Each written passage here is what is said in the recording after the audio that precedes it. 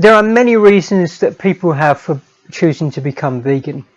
There are also many reasons that people have that prevent them from becoming vegan. But I think that the single most difficult hurdle that all pre-vegans have to get over before they can learn to fully embrace veganism is something which psychologists have christened as cognitive dissonance. Cognitive dissonance is what happens when we hold two opposing belief systems in our head that are in competition with each other. The fact is that whenever a pre-vegan is confronted with the idea of veganism, they are going to feel a certain amount of discomfort. And some of that discomfort is coming from the fact that they are starting to become aware of the fact that they have these two opposing belief systems. And once you become aware that you have them, because it's often the case that prior to confrontation, people aren't even aware that they have two confrontational belief systems. But once you're aware that you've got them, then it creates a problem, because, you know, which one is it that you're going to embrace?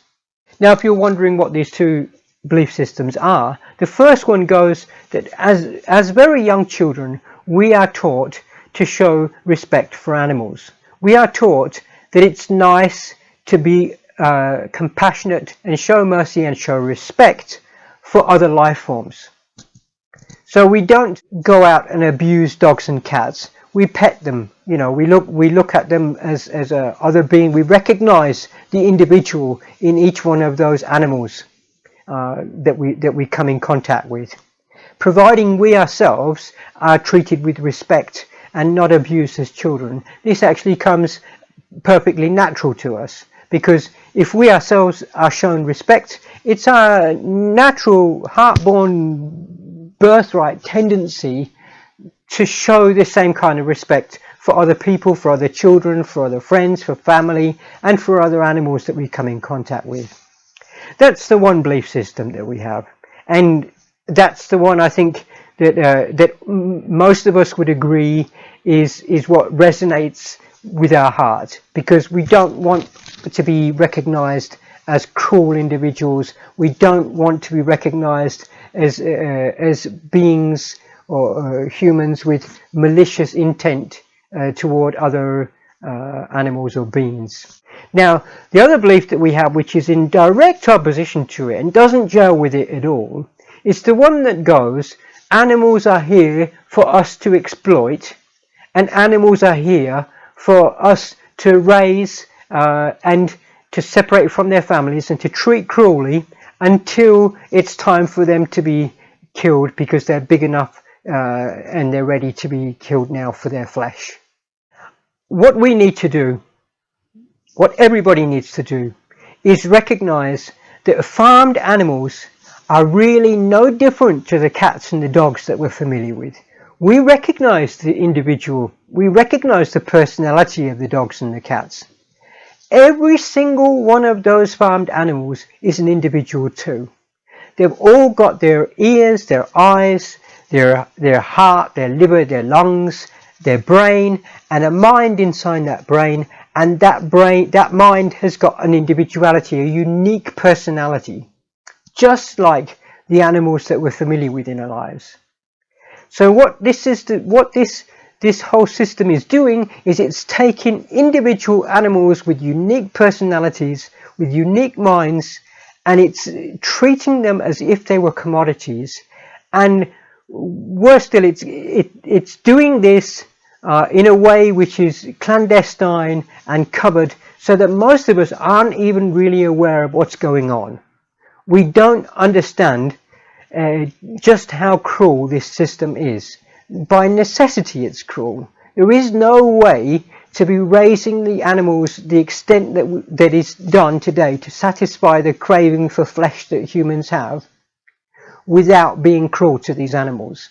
You can forget being humane and humane killing and compassionate farming. It doesn't not exist. When animals are being farmed, there is always cruelty behind it. There's no exception. And I think that we have to come face to face with this, Because if we can fully recognize that this is the truth, then we will learn to see that we are holding two conflicting ideas within our mind.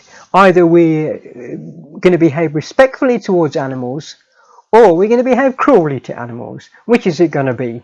You can't hold both systems and be comfortable with it. You can't hold both feelings and feel that it's okay. You know, you can't hold them both and think, yeah, they're both good, because they're not. They're not. They're in competition with each other. They're clashing with each other. I think if we can understand this and drop the one belief system that says it's okay to farm animals and abuse animals, and just embrace the first one, the kindness, the compassion, the loving, and the respect, we will be doing ourselves a huge favor. We won't any longer have this discomfort of the fact that we're holding two different opposing belief systems. That will be gone. This is how it is with vegans. We've let go of that other one. We just embrace the first one. We believe in treating other beings the way that we ourselves would like to be treated. And I think that this is what is in the heart of everybody, really. I see a lot of pre-vegans out there, and I know that there's a lot of really nice people. They're gentle people. They've got gentle souls. They're compassionate. They're generous and they're kind within their own family and within their friends and their neighborhood and their community. They're beautiful people, but at the same time, they're behaving in a way towards animals which is not doing themselves respect at all. It's not behaving the way that they truly are. The more that we can bring our actions into alignment with how we really are in our heart, the better off we're all going to be. Nobody needs to eat animals. We can all survive on a 100% plant-based diet and be better off for it.